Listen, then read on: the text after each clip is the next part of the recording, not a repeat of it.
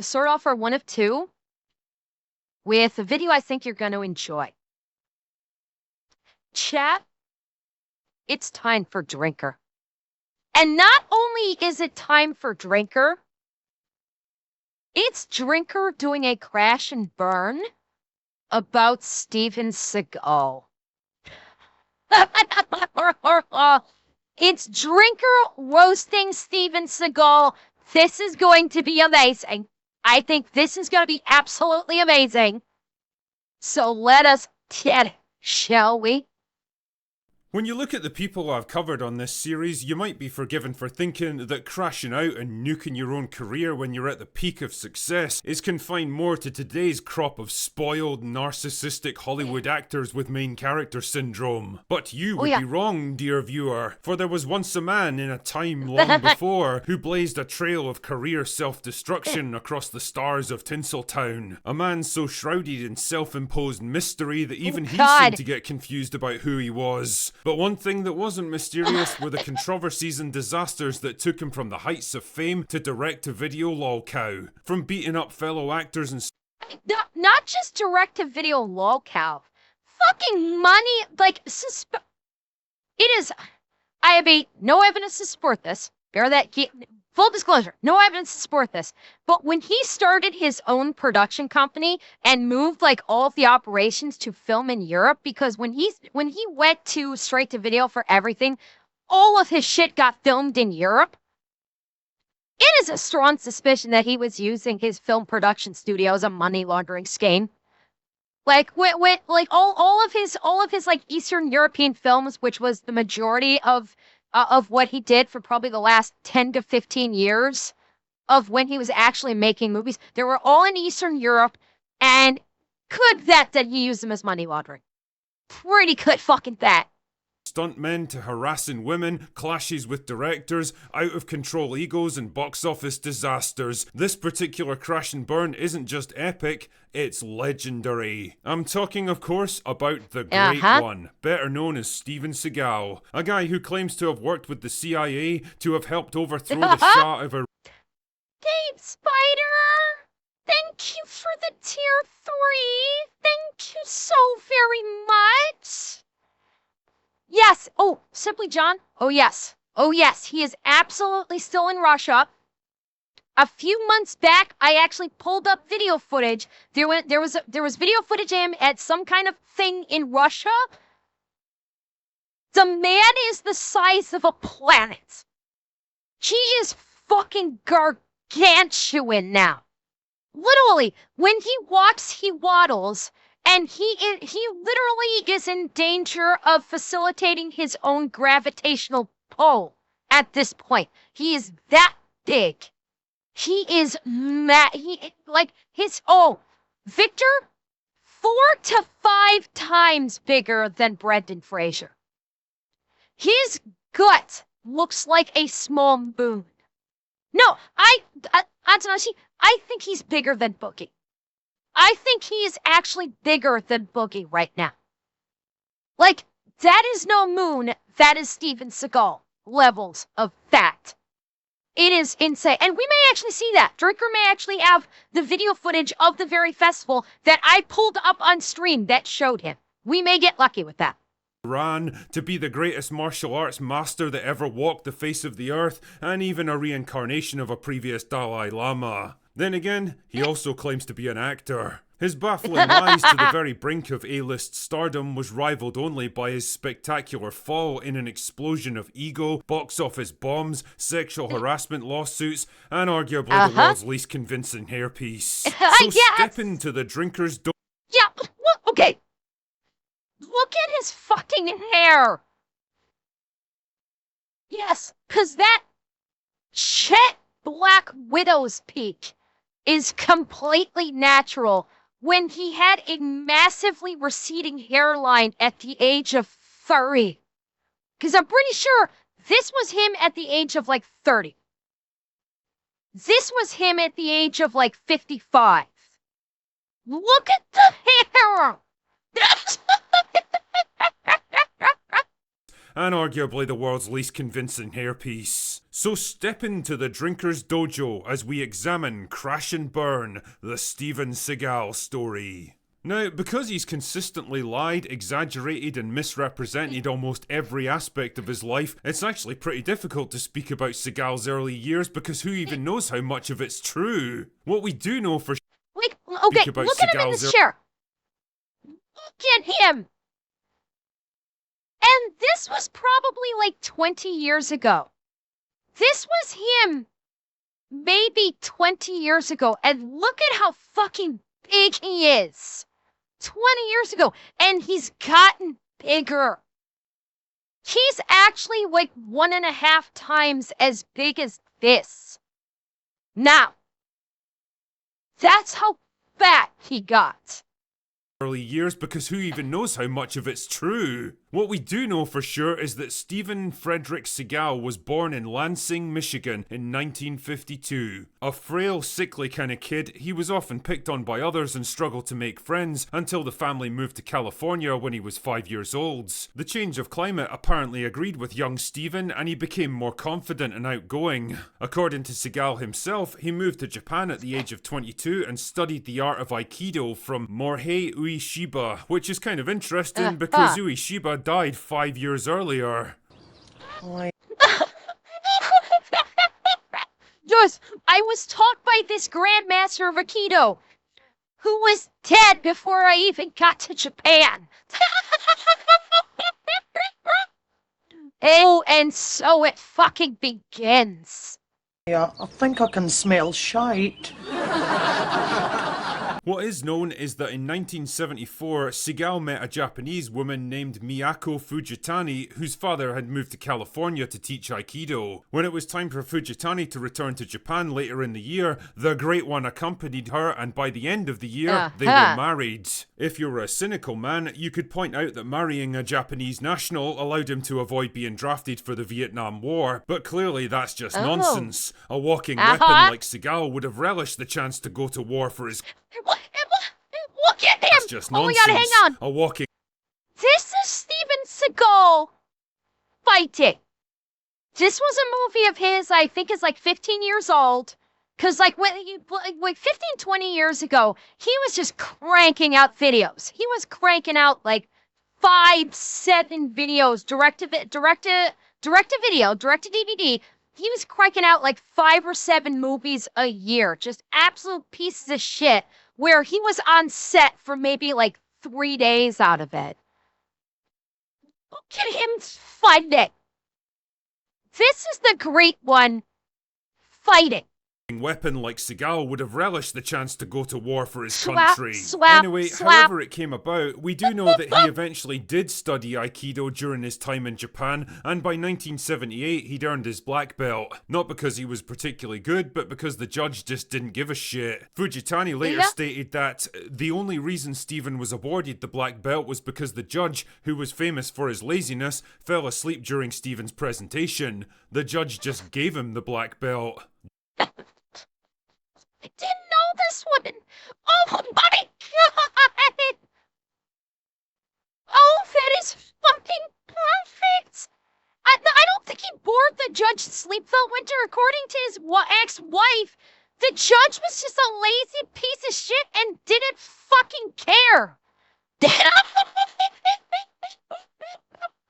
Got his black belt because the judge just didn't give a fuck. During these heady days of the late 1970s, Seagal later claimed that he helped to train CIA operatives in unarmed combat and even personally fought against the Yakuza. Then again, Seagal's track record on honesty makes James Gunn look like George Washington. Yes, I can definitely smell shite. Anyway, by the early 80s, it was becoming clear that Japan just wasn't enough for the Great One. He had aspirations to become a movie star, so according to his wife, they spent the next couple of years saving up enough money to fly the family back to America, only for Seagal to take the cash and run, leaving Fujitani and his... Oh yeah, that's a staple. Actually, I'm not going to back it up because I don't want to linger on that. That's a staple of Seagal movies, like in his latter years. He always gets like the young, hot actresses that are maybe half his age, if not younger. And they're all like smoking hot babes. that just cannot resist the Seagal charm, and they get naked, but he sure as hell doesn't. It's another staple that every one of Seagal's later movies has to have a strip club scene. Every fucking one of his movies that were all direct to video, when he was like doing his own production company, Steamroller Films, every fucking one of them has a strip club scene. Every one of them has a girl, like, he has to touch her. He has to, like, touch her sexually. Either grabbing her ass, or she gets naked and he's not, he's groping her or something. Like, it's like, that was like a staple of every single one of his movies. When he went the route of all direct to video and it was like through his own production company. It's just, fucking creepy that these poor actresses had to pretend that they were attracted to Steven Seagal while they get naked and he's just groping their naked titties while he just stays completely clothed. His 3 kids behind. I mean, they would have just held him back from his destiny, I guess. He eventually set Wait, what did he say there? to America, only for Seagal to take the cash and run, leaving Fujitani and his 3 kids behind. I mean, they would have just held him back from his destiny, I guess. He eventually settled in West Hollywood, where he opened an Aikido dojo and tried to break into the film business. Literally in some cases. One of his first gigs was fight coordinator on the unofficial James Bond movie Never Say Never Again, which honestly deserves a production hell video all of its own, but let's just try and stay on topic here. A 53-year-old Sean Connery was making an ill-advised comeback as Bond after a 10-year hiatus, mostly for a big paycheck, but whatever. Seagal's job was to teach him some basic fight moves, but the two men took an immediate dislike to each other, and when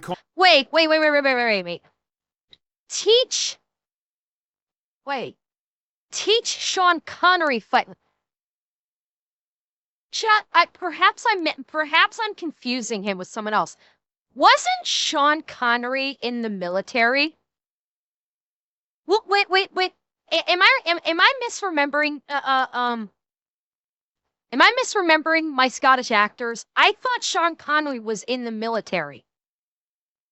Like, yeah, I was like, RAF. That's what I thought. And he's gonna teach Sean fucking Connery how to fight? Get the fuck out of here, Seagal. I'm not gonna say Gurney 10 times fast, look. I said Connery, not Gurney. Connery insulted Seagal, the man himself responded by accidentally breaking Connery's wrist during a sparring session. Too proud to admit he'd been fucked over, Connery worked through the injury and didn't get it properly addressed until a decade later. Despite ridiculous shit like this, Seagal was still working, but mostly behind the camera. What he really needed was a starring role that would help sell him to the world, and that opportunity finally came courtesy of Hollywood agent Michael Ovitt. Royal Navy, enlisted 16, and then medically discharged 19. Okay, thank you, Rudy. Who trained at Seagal's dojo and was somehow convinced that the guy had leading man potential. That doesn't make sense. What can I say? Cocaine's a hell of a drug. A screen test where he demonstrated... Okay. I gotta address what Drinker just said. This was back in the 80s. Cocaine literally fueled Hollywood back in the 80s. So it is not surprising that the guy that wanted to put Seagal on stream was being energized by cocaine and liquor at the time, because that's literally what the entirety of Hollywood was fueled by. Okay, and then because of it, we got some absolute fucking bangers of movies through the 80s and 90s. So you can't argue with the results.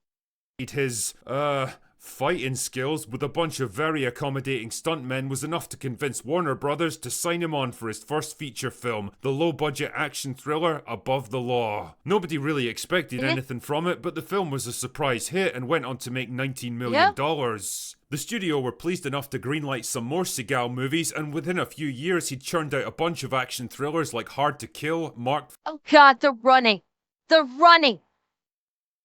It's so amazing that in all of his years, he never learned how to properly fucking run. If you guys have never seen Steven Seagal run, he flaps his, like, I don't know how to describe this.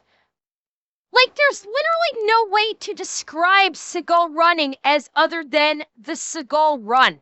He keeps his hands limp-wristed and just swings his arms like he's a fucking, like, T-Rex and just lip wrists the whole fucking thing. You'll see it here briefly. Hopefully we'll see it more. Gal movies, and within a few Watch. years he churned out a Watch. bunch of action thrillers like Hard to Kill, Marked for Death, and Out for Justice. Yeah, they were all basically the same movie, and Seagal was basically playing the same soft-spoken, invincible badass in every one of them, but if it ain't broke, don't fix it, I guess. These days it's hard to believe that this gangly, balding, not particularly talented actor was once seen as the next big thing, but whether it was intentional or just dumb luck, Seagal had come along at just Yeah, there it is. There it is. Look at him next run. big thing, but whether it was intentional or just dumb luck, Seagal Look at the way he runs. Just fucking flailing his arms. This is almost as bad as the Ansel Miller run. He's just fucking flailing his arms around wildly. And in later movies, he doesn't even ball his hands in a fist. His hands are just opened and limp-wristed the whole fucking time. Like, this is as bad as Ezra Miller running as the Flash. Oh my fucking God. Gal had come along at just the right time to break into the movie industry. After all the excesses of the past decade, the big 1980s muscle men were going out of fashion, and studios were looking for a new crop of action stars who could do more than just lumber around firing a machine gun. Seagal, quiet and mysterious and brooding, with a tough guy persona and able to do martial arts, sort of, seemed like the perfect replacement. By 1992, it was time for him to move up to the big leagues with his first big budget action movie. Under Siege, cashing in on the die-hard craze with a story about a lone wolf who has to stop a group of terrorists from taking control of a Navy battleship, was the biggest hit of his entire career, getting solid Yes, reviews it was. and bringing And it was a big hit for it was a big hit for I'll say 4 very specific reasons, and Steven Seagal was not one of them. It was a big hit because Tommy Lee Jones was fucking amazing in it. Tommy Lee Jones was amazing in this as Stranix. Gary Busey was great as Commander, what was his name? Krill. Gary Busey was great as Krill. And then you have Erica Eleniak. Hence why I said 4 reasons. Then you had Erica Eleniak in the film. Yes. That's why Under Siege was a great movie. It wasn't because of Seagal, it was because of everyone around Seagal. in $150 million worldwide. Somehow, Seagal was well and truly riding high, the toast of the town, the next big action star who was gonna lead the industry into the 90s, just like Stallone and Schwarzenegger had dominated the 80s. And well, it was all starting to go to his head a bit. The first hint of trouble began in 1991 with his disastrous hosting gig on Saturday Night Live. Not only was he about as funny as an Amy Schumer gig, but he managed to piss off just about the entire cast and writing staff, acted like a complete douche during rehearsals, refused to film entire skits because they made him look bad, and even got himself banned from ever hosting again. Producer Lorne Michaels later called it the worst episode ever, and to this day it's I could be misremembering this. I thought Lorne Michaels actually came out and apologized. Like, publicly apologized for having Seagal on. It was that much of a disaster. Like, that's bad. To get the entire cast and crew to hate you, and for you to be banned as a host, and then have the creator actually come out and publicly apologize for it, get out and fucked up if that happens. been mostly removed from streaming services and reruns. I guess Saturday Night Live just wasn't ready for the power of the Great One. Either way, Seagal didn't care much. He was a movie star now, and his career was taking off big time. All he needed now was a second hit to cement his success. And well, this is where it all started to go wrong. See, the Great One wasn't content to just act in front of the camera, he wanted to control things behind it as well. His ego was running rampant, he was convinced he could do no wrong, and somehow he was able to convince the studio too. Before you could say, this might be a bad idea, they'd agreed to let him star and direct his next big project on deadly ground. The biggest bomb of his career. This, like, oh my god, this was Seagal trying to pretend like he was an environmentalist and pretending like he was a Native American. You know, because he's like, oh, I have this ancestry. I have this ancestry. He's done that. I'm a Russian I'm a Russian mongrel. Now in this movie, he's trying to pretend like he's Native American. Oh, I'm actually Native American. He's tried to pretend that he's black. You know, it's a fucking idiot. And this bombs so fucking hard. Now, on paper, it seemed like another hit movie following the classic Seagal template. An ex-something or other, now working as a firefighter, who has to wage a one-man war against an evil oil company to stop them from polluting the Alaskan wilderness. By the way, this also had an all-star cast of Arlie Ermey, oh god, what's his name? Dr. Cox from Scrubs. Oh god, I'm blanking on his name. Fuck, what's his name? Oh, it'll come to me. And then, yeah, John C. McGinley. Yes, John C. McGinley. And yes, that I was saving that one for last. And then Michael motherfucking Caine as the bad guy. Like, all-star fucking cast in this, and it's still bombed like crazy. And he does this by blowing up massive amounts of highly volatile drilling equipment in the process. Now, you might think that putting an egomaniac actor with no directing experience in charge of a multi-million-dollar action blockbuster would be a bad idea. And you'd be right. Seagal had always had a reputation for being difficult to work with, but until now he'd been smart enough to rein his ego in out of sheer necessity. Not anymore, however. The shoot was apparently a complete nightmare. Seagal clashed constantly with the crew and his fellow actors, rewrote entire scenes on the fly to make himself look better, and even brought in a very confused Native American shaman to bless every shooting day. All of this bullshit added up to major— See? Like I told you. He wanted to pretend like he's a Native American. Like, depending upon what mood he's in or what movie he's making, he will suddenly like, I'm actually this, and so I'm going to fully embrace this culture because it's going to make me look very special and wonderful.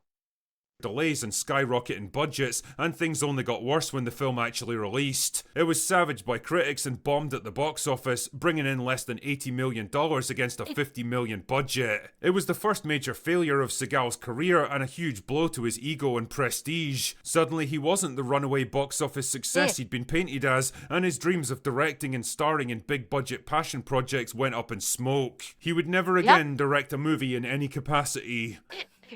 Oh no!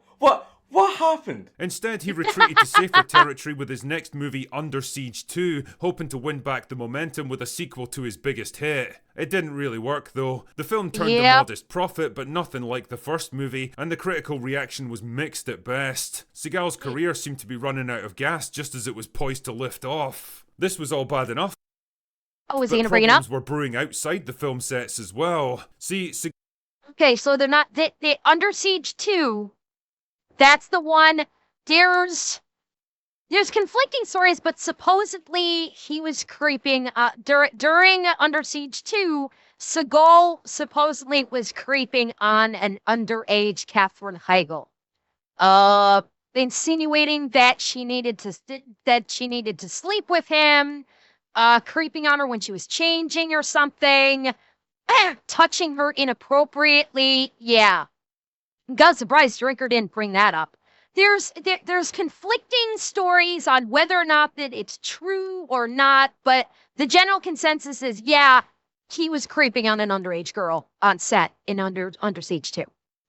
Seagal had always had, how can I put this, a bit of an eye for the ladies, whether they were interested or not. Back in 1991, 3 different women accused him of making unwanted advances, and not long after, 4 more actresses accused him of misconduct, usually in the form of late-night casting sessions. Seagal's typical solution was to throw money at the problem and settle out of court. But by the mid-90s, the accusations were becoming higher profile and more...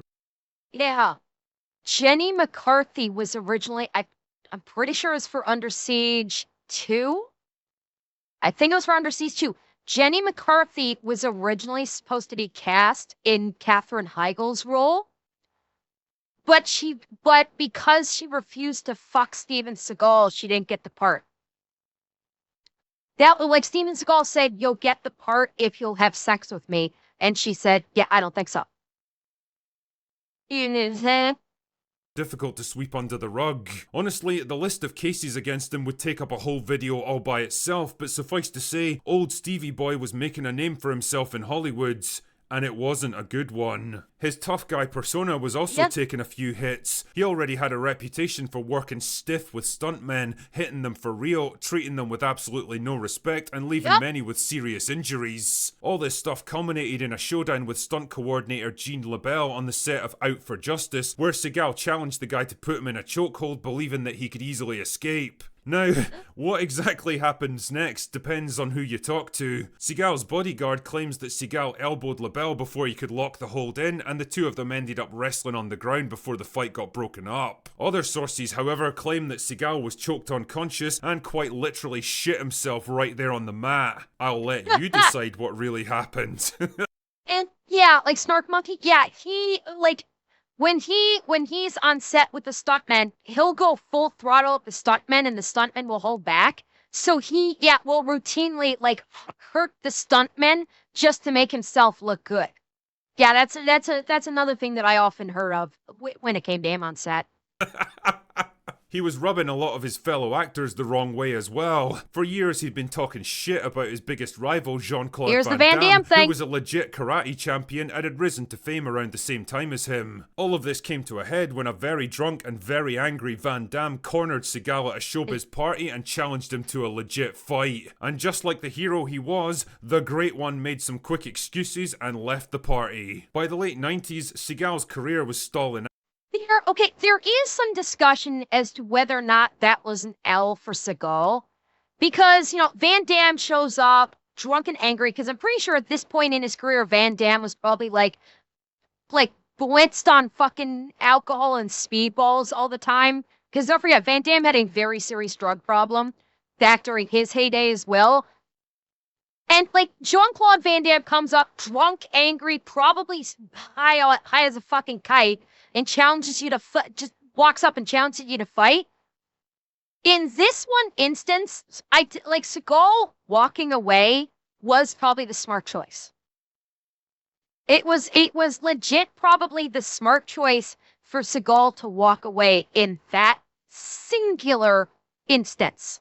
Because that was a no-win. If he had fought with if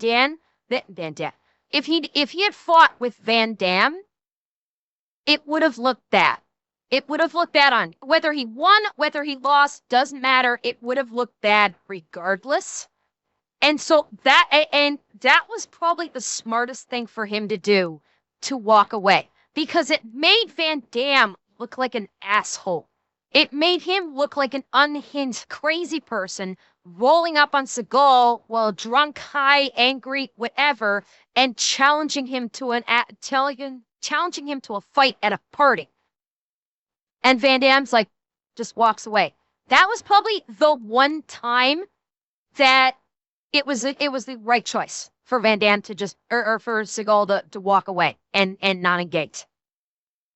Now, once seen as lean, athletic, mysterious and cool, he was now practically a parody of himself. Overweight, middle-aged and lethargic, playing the same tired characters in every movie with zero enthusiasm or imagination. Yeah. Action thrillers like The Glimmer Man and Fire Down Below bombed hard at the box office, and with harassment lawsuits raining down like confetti, Warner Brothers saw the writing on the wall and took the opportunity to ditch him. From then on, Seagal would settle into the direct-to-video market and never really leave it. it. But the insanity Real? didn't end there, dear viewer. Oh no. See, Uh-huh. Stephen might not have been involved with the CIA, but he definitely was involved with the mob. After falling out with longtime collaborator Julius Nassau, the guy enlisted the fucking Gambino crime family to hunt Seagal down and extort him for money. And these guys do not shit. fuck around. At one point, they showed up on the set of Exit Wounds, his latest movie, forced Seagal into a car and drove him to a meeting with one of the heads of the family where he was given a simple choice. Make more films with Nassau or pay 150 grand for every film he didn't make without him. Rather than go to the police with all of this, Seagal enlisted the help of a rival crime family for protection. Really?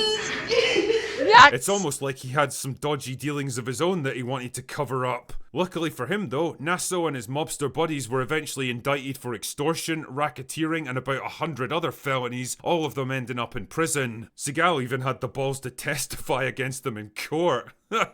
So where exactly is the Great One these days? Well, with his Hollywood career going downhill, Seagal made the bold move of cozying up to Vladimir Putin in the mid-2010s and ended up becoming a Russian citizen. Sure, okay. As of 2019, he was still churning out low-budget direct-to-streaming action movies. Okay, hold up. I have something to say. Because a lot of these, he's barely in. A lot of these, like, cartels, they put Steven Seagal front and center. He's barely in it. Luke Goss in Cartels was the lead of Cartels.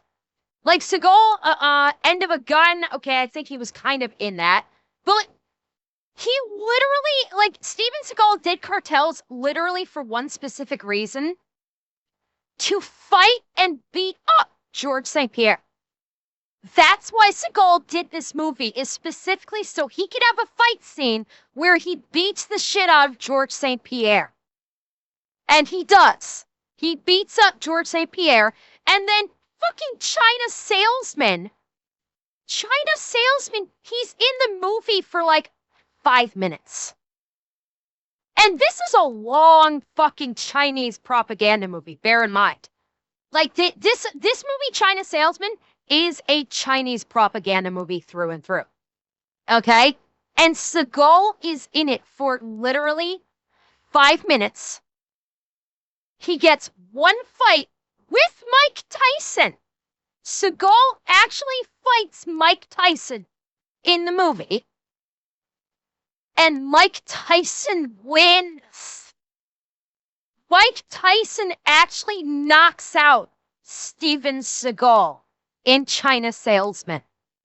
Now, the running theory is that when they filmed it, because, yeah, the running theory is that when they filmed it, because Seagal never loses in his movies. Seagal barely gets hit in any of his movies. So the running theory is he filmed the fight scene with Mike Tyson, and at most, uncovering what?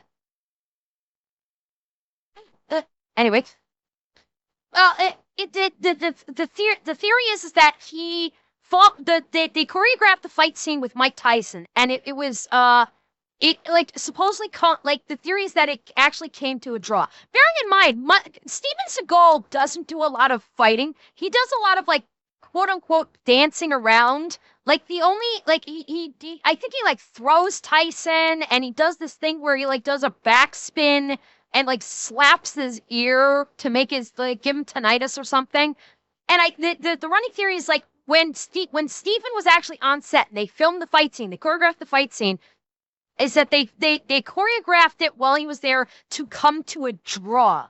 And then when Seagal left, they brought in the stunt double and said, "Okay, Tyson, knock him out." And they didn't tell him that they were doing this. And so they brought in a stunt double after Seagal left, and they finished the fight with Mike Tyson literally knocking him out. Because you don't see Seagal's face when Mike Tyson punches him and knocks him out. And so that's the theory, is that they did not tell Seagal that he was going to lose the fight. And after he left the scene, after he left the set for the day, is they filmed the actual end of the fight and just never fucking told him. And he probably didn't find out till the movie was released. Other than that, he's like in the movie for like a couple of minutes. And some of that, even he's not in it. There's a scene where he like rides up and like comes to the rescue of some group against like the bad guys, and he rides up on a motorcycle and kicks him or something, and it's not even him. The head turns. He's still wearing the actor's still wearing the helmet, and they in post they superimpose they like comped in his face, like his eyes. They comped in his eyes on the visor of the motorcycle helmet. He wasn't even there. They just did a comp in of his eyes. So he was in China Salesman for literally like 5 minutes. It's fucking hilarious. Budget direct-to-streaming action movies, still clinging to the belief that a morbidly obese man in his mid-60s who can barely even fight standing up could still believably play elite special forces operatives, SWAT leaders and DEA agents, still acting like it's the early 90s and he's an exciting Revan, I don't think he was, I know what you're talking about, Sniper Special Ops. I don't think he was a SEAL. He was Special Forces, yes. I don't think it was SEALs, but yeah, you're literally talking about the movie Sniper Special Ops, where he's in the movie for all of like 5 minutes, and he's sitting the entire time. The entire movie, he's sitting down and just doing this.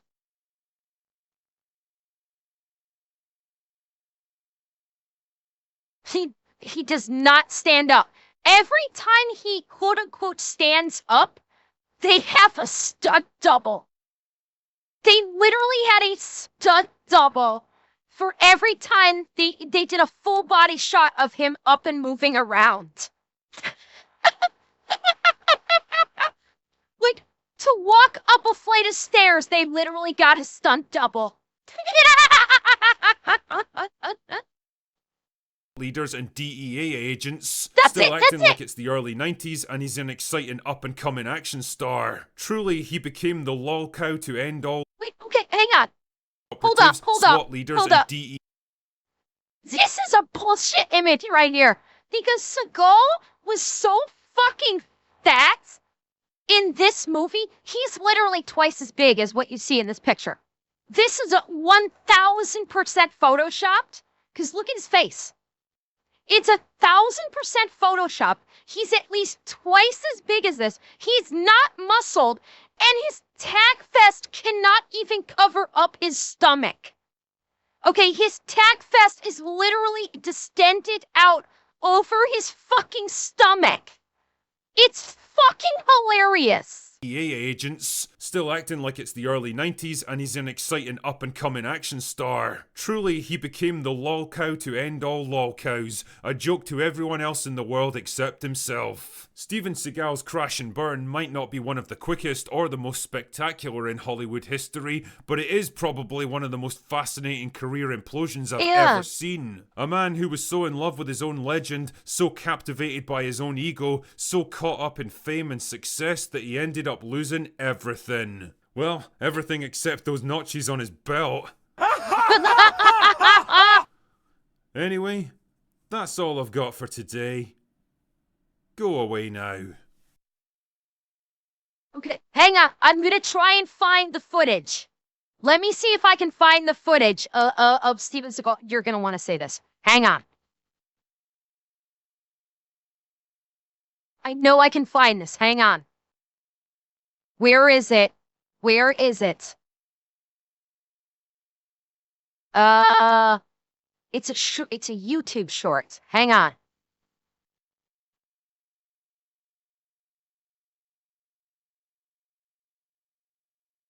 Let me, I know I can find, found it! I found it! Okay. Oh my god, chat, this is insane. Okay. Chat, do you want to know what Steven Seagal looks like now? Do you want to see what he looks like now?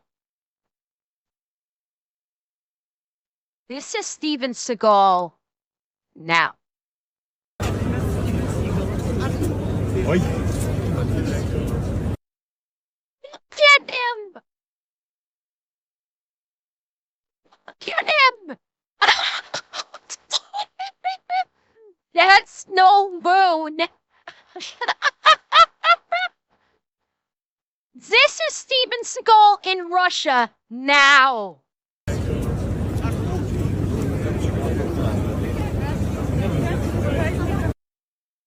Get him from a distance. Oh my God, look at him. That is Steven Seagal. Like I said before, Today. he looks like he ate the whole Russian bread line. You huh?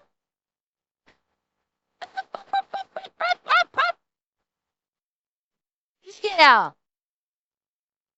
To say that he got kind of big is an understatement.